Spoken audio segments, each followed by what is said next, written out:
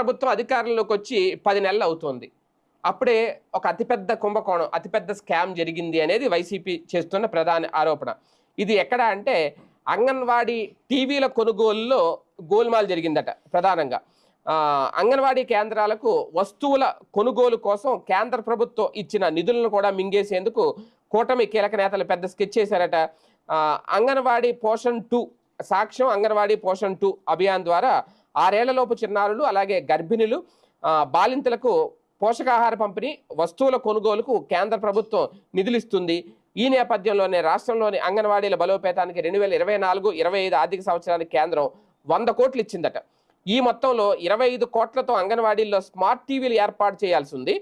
ఇక్కడే అసలు తంతు ఏంటి అంటే ఇవి కేంద్ర నిధులు కాబట్టి కేంద్రం నిధుల్లో ఈ స్మార్ట్ టీవీలు ఏర్పాటు చేయాల్సింది స్మార్ట్గా కమిషన్లు నొక్కేశారు అనేది, దానికి సంబంధించి పథక రచన చేశారు అనేది.